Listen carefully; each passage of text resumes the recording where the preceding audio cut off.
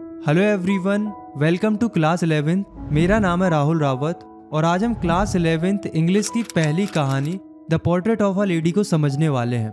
ये कहानी खुशवंत सिंह जी ने लिखी है, जिसमें उन्होंने अपनी दादी यानी कि ग्रैंड मदर के साथ अपने इमोशनल बॉन्ड को शेयर किया है। ये सिर्फ एक कहानी नहीं है बल्कि एक यादों का सफर है, एक प्यारा गहरा रिश्ता जो वक्त के साथ कैसे बदलता है। ये कहानी उसी पर आधारित है। चलिए इस स्टोरी को ध्यान से सुनते हैं, समझते हैं और इसके अंदर के छुपे हुए इमोशंस को महसूस करने की कोशिश करते हैं। हर किसी की जिंदगी में एक ऐसा चेहरा होता है जो कभी भूला नहीं जाता।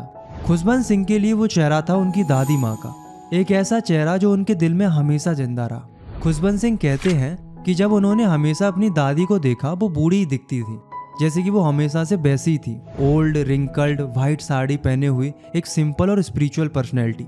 पर क्या दादी हमेशा से बूढ़ी थी? नहीं, बल्कि उनका भी एक जवानी का वक्त रहा होगा, एक सुंदर औरत रही होंगी, उनका कोई हस्बैंड भी रहा होगा। लेकिन नैरेटर को वो इमेज सोचना भी मुश्किल लगता था। उनके दादाजी की पोर्ट्रेट जो ड्राइंग रूम में मेंटल पीस के ऊपर टंगी रहती थी, बड़ी सी पगड़ी थी, ढीले ढाले कपड़े थे। उन्हें देखकर ऐसा लगता था जैसे उनके सिर्फ बहुत सारे पोता पोती हो सकते हैं, वाइफ और बच्चे नहीं। बड़ी अजीब बात है ना कि हम अक्सर अपने बुजुर्गों को सिर्फ उनकी बुढ़ापे वाली इमेज से याद रखते हैं, उनकी जवानी का सफर हम कभी सोच ही नहीं पाते। खुशवंत सिंह कहते हैं कि दादी के बुढ़ापे में एक अलग ही नूर था, ना सजावट थी ना श्रृंगार था, सिर्फ एक शांत सी रोशनी थी। उनका चेहरा झुर्रियों से भरा हुआ था, लेकिन हर लकीर एक कहानी सुनाती थी। वो हमेशा सफेद साड़ी पहनती थी, उनका एक हाथ कमर को संभालता था और दूसरा हाथ माला गिनता रहता था। उनके चांदी जैसे बाल थे जो कि उनके चेहरे पर बिखर जाते थे और उनके होंठ हमेशा प्रार्थना में हिलते रहते थे। उन्हें देखकर ऐसा लगता था जैसे मानो पहाड़ों पर बर्फ की चादर हो, ठंडी, सफेद और सुकून भरी। सच में वो फिजिकली प्रिटी शायद ना रही हो, पर वो अंदर से बहुत ज्यादा खूबसूरत थी, एक सिंपल और स्पिरिचुअल पर्सनैलिटी। शुरुआत के समय में जब ऑथर के माँ बाप शहर में सेटल हो गए तो उन्होंने ऑथर को गाँव में दादी के पास छोड़ दिया।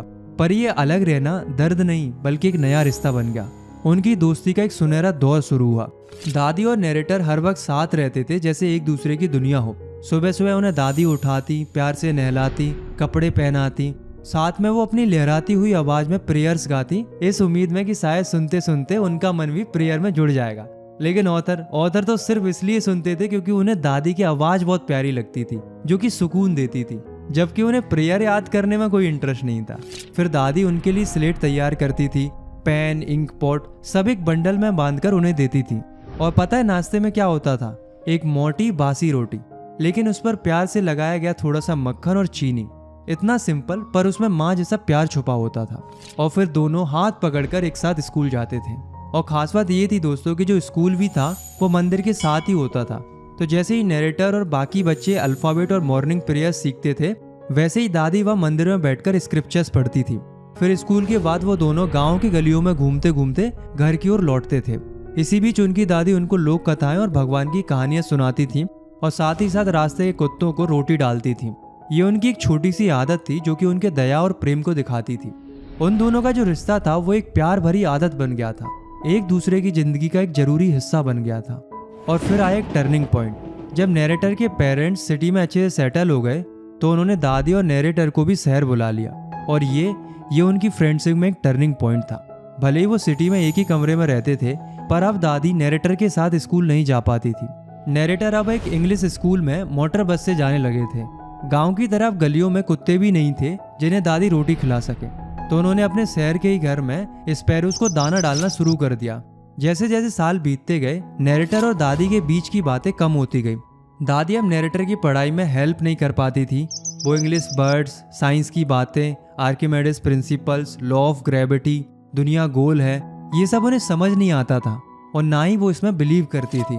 उन्हें इस बात का दुख था कि इंग्लिश स्कूल में भगवान और स्क्रिप्चर्स के बारे में कुछ नहीं सिखाया जाता। और पता है, एक दिन नैरेटर ने दादी को बताया कि अब उन्हें स्कूल में म्यूजिक लेसन्स मिल रहे। सुनते ही दादी का चेहरा थोड़ा सूख सा गया, उनका मन हिल गया। उनके लिए म्यूजिक का मतलब था नाचने वाली औरतें और सड़कों के भिखारी। उनकी नज़र में ये गाना बजाना शरीफ लोगों का काम नहीं था। उन्होंने कुछ कहा नहीं, पर उनकी खामोशी सब कुछ बयां कर रही थी। उस दिन के बाद उनकी बातें कम होने लगी और जब ऑथर यूनिवर्सिटी गए तो उनका एक अलग कमरा भी हो गया। यहाँ एक इमोशनल मोमेंट है दोस्तों। सोचिए, वो जो लड़का जो दादी का सब कुछ हुआ करता था, वो अब उनसे दूर जाता जा रहा था। एक वक्त था जब दोनों एक दूसरे से जुड़े हुए थे। अब एक समय आया जब सिर्फ खामोशी बची थी। दादी ने अपना अकेलापन बिना शिकायत के चुपचाप अपना लिया। अब वो सुबह से शाम तक बस अपने स्पिनिंग व्हील के पास बैठी रहती और माला जपती रहती थी। दोपहर में वो आधे घंटे के लिए रिलैक्स करती जब वो स्पैरोज को फीड कराती थी। ये उनके लिए दिन का सबसे हैप्पीएस्ट हाफ आवर होता था। वो बरामदे में बैठती, ब्रेड के छोटे छोटे टुकड़े करती और हंड्रेड्स ऑफ बर्ड्स उनके आसपास इकट्ठी हो जाती थी। कोई उनके लेग्स पर, कोई उनके शोल्डर्स पर और कुछ तो उनके सिर पर भी बैठ जाती थी। पर वो कभी उन्हें सू करके भगाती नहीं थी, हमेशा स्माइल करती रहती थी। उन चिड़ियों के लिए भी दादी एक दोस्त थी, एक सोर्स ऑफ कंफर्ट थी। ये एक अनोखा और खामोश सा रिश्ता था। अब वक्त आगे बढ़ता है। जब ऑथर ने डिसाइड किया कि वो हायर स्टडीज के लिए 5 साल के लिए अब्रॉड जाएंगे, तो उन्हें लगा कि दादी अपसेट होंगी, पर दादी बिल्कुल अपसेट नहीं हुई। वो उनको रेलवे स्टेशन तक छोड़ने आई, पर ना कोई इमोशन दिखाया, ना कोई बात की।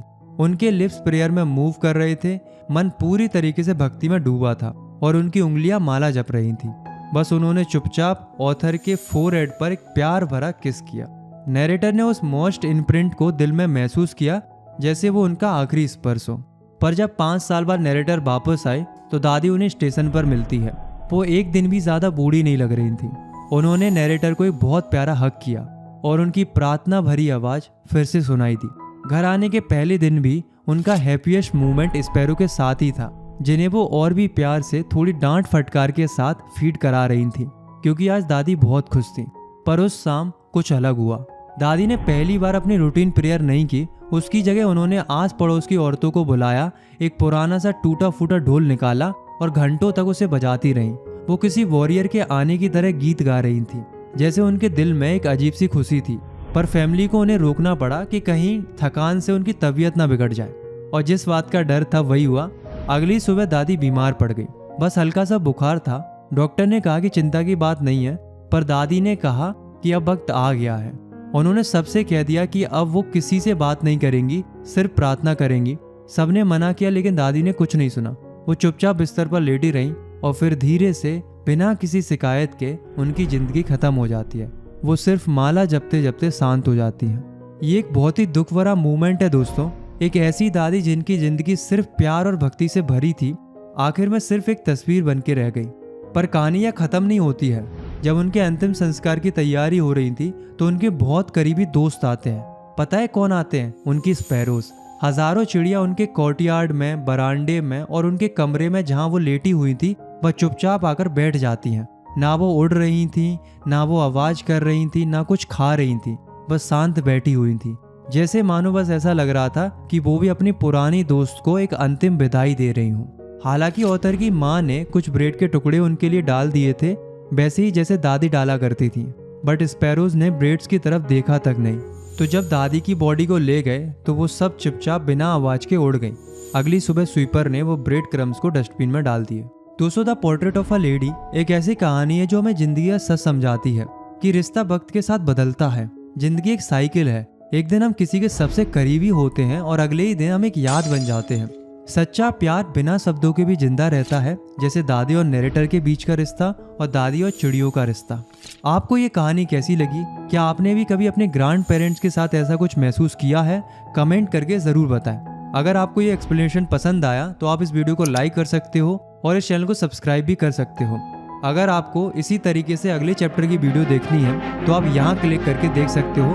ये चैप्टर काफ़ी ज़्यादा थ्रिल और एडवेंचर से भरा हुआ है। तो मिलते हैं अगली वीडियो में, तब तक के लिए टेक केयर, बाय बाय।